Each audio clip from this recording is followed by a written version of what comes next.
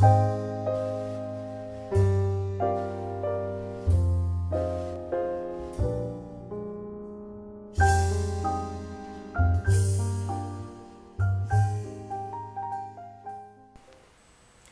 it's Tammy Pally, aka the Crafty Princess and Doll Collector, and I have with me today Ella, who I guess I should actually say aka Monique Magnifique, because that's originally who she was when I purchased her as a, real Blythe doll. So in this video, I'm going to talk about the difference between a real Blythe doll and a fake one. I've been wanting to do this video for a while, but I really felt like I needed to get more into the hobby and have a better understanding and have a couple of real versus a couple of fakes so that I could have tips for those who are first starting out. And in fact, if you're not a newbie and you have something to share, please add it to the comments. I'm not an expert by any means. I'm just sharing what I have discovered since first starting the hobby about 6 or 7 months ago. Okay, and I say Blythe hobby, I've been actually collecting dolls on and off for many years since I was a little kid. But I got really back into it this summer when I started working on a writing project where I was doing research about doll collecting, and actually not even just doll collecting, but fixing dolls and restoration, that kind of thing. And I rediscovered these Blythe dolls, which I had seen before. So anyway, what's the difference? Well, when I first started, I was asking people that because I saw these really beautiful factory dolls that were just great prices compared to, oop, there goes a shoe. These are great prices compared to the real doll. So why would you pick a doll that costs twice as much to this doll, right? And this doll's gorgeous. I mean, this is Madison, by the way. She's my second fakie that I bought, and I just adore her. She's got beautiful hair. She's a beautiful face. So why buy the real thing when you can get the fake one for much less? And I would ask people that, and they did give me some ideas, but I really was looking for something more tangible, something physically different between the two. And I'm going to talk about that. But first, I'm going to talk about what's not physically different. Okay, so what's not physically different is if you buy a real Takara Tommy Blythe doll, you're pretty much assured that your investment in this doll, and I say investment as far as a collector, obviously, your miles may vary, and I will have another video, I think, about where I talk about cost, because in justification, because invariably I have someone who says to me, those are so expensive, why do you spend that money? And just quickly I will say, you know what? I don't spend $5 to $10 a day on very expensive coffee. So I save that money up and then I buy a doll. But anyway, so what's different here? This doll is going to either stay the value that I purchased her at or increase possibly. And that's already happened to me. The very first Blythe doll I purchased was Country Summer. After getting a few fake dolls, I invested in Country Summer, and she was priced at $128. That included shipping, tax, everything. Okay. She now, at this time that I'm filming this video, is at the same retailer going for $150. And so, yeah, she's increased in value. If I sold her today, I could sell her for $150. I don't want to sell her, but I could probably get that if I wanted to, or around there. So, yeah, and that includes, of course, all her stock and all that kind of thing. So that's one point for the real dolls, that the fake dolls you're not going to get. They're not.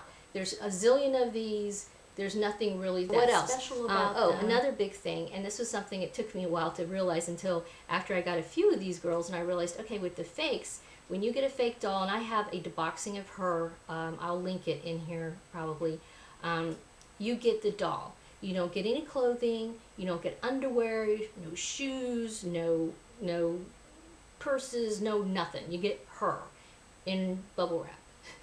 Okay, so who wants just a naked doll? I mean, I don't know, maybe some people do, right? But personally, I don't want just a naked doll. I want dolls that have clothing on. So that lends to the dilemma then. I need to buy her underwear and dresses and shoes and a stand. Oh yeah, otherwise she's going to sit or lean up against something all the time. So by the time you add up all of those stock items that come with a real Blythe doll, I calculated at a minimum, you're talking about $50. Because you're talking about $6 to $10 for the stand. An inexpensive Blythe dress is maybe $5. Underwear is anywhere from $3 to $5. You're just on and on and on, right? And normally when you get, for example, when I purchased, she's not wearing her stock outfit now, but when I purchased this doll, she came with a really cute dress, very well made, stockings, adorable shoes, and a really nice jacket and sunglasses, little heart sunglasses. So, and then the doll stand. So that's, you know, quite a bit of extra items that you get when you get the real doll. All right, so what else? Here I wrote a list to make sure I can get it all. So the fake dolls, I say, one thing that you have that you don't have necessarily with these dolls is that, yeah, there's a lot of these, lots and lots of fake dolls. You go to eBay, I think AliExpress has vendors who have better prices, honestly, than eBay, but there's a huge number of these and thus a large variety. You can find all kinds of different hairstyles, colors, crazy colors of hair. Purple, bright green. I have one that's pink and white right now that I'm thinking I might sell her, I don't know. But anyway, they have a huge selection that I will say with the Takara dolls you don't have. And in fact, there's quite a few collectors that kind of grumble that most of the dolls that they release tend to be blonde, a lot of blondes, a lot of redheads, which of course I like red hair, but her hair is kind of like a reddish brown. But not a lot of dark-haired dolls, very few dark-haired dolls, very few with the crazy colors like pink. I mean, they do have them, but they're just not as many. Whereas with the fake dolls, you could get any color of really all kinds of crazy colors of hair. Also mentioning hair, I will say, kind of depends. This girl, her hair, perfect out of the box, didn't have to do anything to it. I did get a fake doll. Again, she's deboxing. If you want to go through my doll videos, you'll find her. She's the red-haired doll. Her hair I had to clean, which was kind of gross. It wasn't gross to clean. It wasn't that big of a deal once I did it, but I was kind of bummed. Some of the other dolls, the real dolls, you do have to wash their hair. This one, I didn't have to wash it. It took me a while to get it combed out, but once I combed her out, she's actually quite clean and soft and not a problem. But my country summer, I did have to clean her hair. It was kind of greasy. So both of them have kind of issues with the hair. Quality. Okay, so consistency and quality overall is something that a couple people mentioned to me, that the real dolls tend to have a more consistent quality to them as far as putting them together. And this is kind of going over into the physical part. I haven't noticed it with this doll, but I'm trying to think that there's another doll I got, and I've heard people talk about this, whereas if if I stripped her down naked and you really look closely at her, sometimes you can look and see like maybe her arms are not the same color as her legs as far as skin tone, whereas with the real dolls, they are much more consistent. All her tone of the color of her arms are the color of her legs, the body, everything is the same color. The fake ones, yes or no, you don't know for sure, because they're kind of supposedly put together with parts and pieces. Yeah, in fact, there's a big myth about these are actually made from parts that people stole from the factory, blah, blah, blah. I find that very difficult to believe because people would be having to steal a huge number of parts. But I do see there's a little bit of inconsistency with the coloration of the bodies. All right, so the more physical differences, and the main thing I noticed right away when I got a real one were the eye mechanisms. Much better quality, much easier. And for example, here, let me get her hair out of the way. And I like to, when I change their eyes, I like to hold the head to make sure I don't damage the doll. But here I am changing her eyes, right? Very little, I mean, I'm pulling on it, but it's not, I don't need to pull very hard to change her eyes. All right, here's the fake doll. I will also get her hair out of the way. Wow, Madison. Okay, so I'll get her hair out of the way. Fake doll, all right, same thing. Here, you can even hear the difference. You have to pull harder, and there's this really loud click. This, you don't hear a loud click. You hear it, but let me do it again so you can see the difference here. So yeah, very, very different. Of course, here I have something popped up on my screen. There you go. So you don't hear it, you hear it, but it's much quieter. All right, so very different. Also with these, I noticed the eyelashes tend to be thicker on the real dolls than the fake dolls. And again, I mean, I really sat here and I was like, I would put the two dolls together and I like looking, and I don't even know if you could tell just on the camera, but Ella's eyelashes are much thicker than Madison's. And I've noticed that I have 3 fake dolls and 2 real dolls, and I have a 3rd real doll coming any minute, any day now. But I have really looked them over, and I could say yes, that on all of the ones I received as far as the fake ones, their eyelashes are not as thick as the real ones. The real ones also tend to have special eye chips associated with them, depending on, you know, what type of doll you get.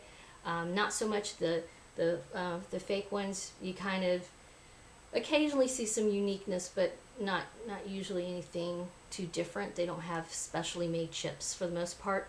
And then as far as the actual faces, and again, I'll put these up next to each other and probably close to the camera. I don't know if you can see. You have to really, really look. But there's definitely a difference in the face, in the molds of the face. That's not necessarily a good difference or a bad difference. I'm just saying they're different. And she is a Radiance, not a Radiance Plus. She's a Radiance. She is a who knows what. Both of these, though, on the back say Takara. In fact, I think they have the same year, but they have, I don't know if this will come up on the camera. Okay. But this writing here, 2006, Blythe TM, trademark 2006, Hasbro Inc., trademark CWC, Tommy China.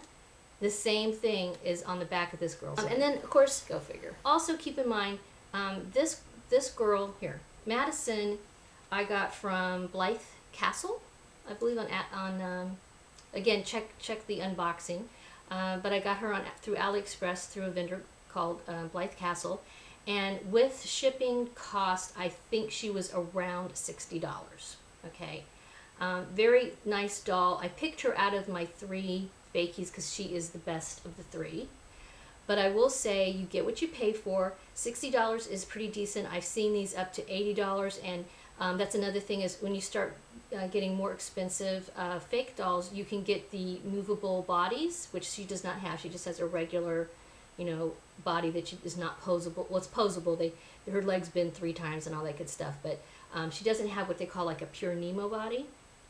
If you get a fake doll that's a little bit more expensive, again up into the $75 to $80 range, you can usually get a doll with the posable Nemo style body, and that's something that you don't get at all. There's no option for that with the real dolls, but they have fake dolls. So I'm just giving you a warning. There are $25 fake dolls and $40 fake dolls, but and you can usually tell by the pictures, they really look pretty bad. Okay, the $25 fake dolls that I have seen actually look way scary.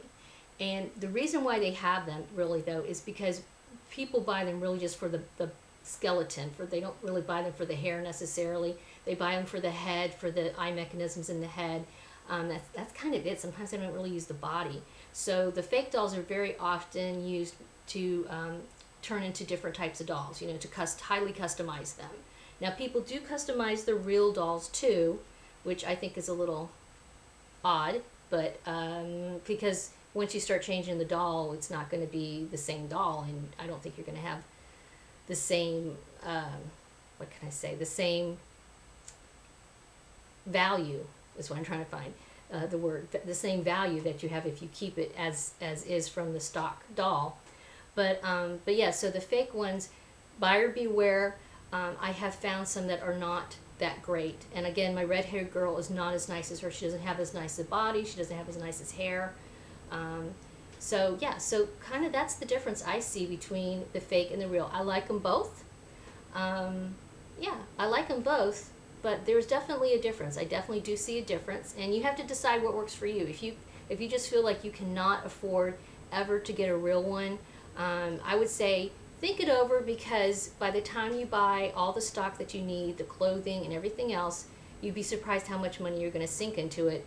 Whereas if you buy a real one, maybe not the super high-end ones, you can still get all of that in one package, and then the real doll.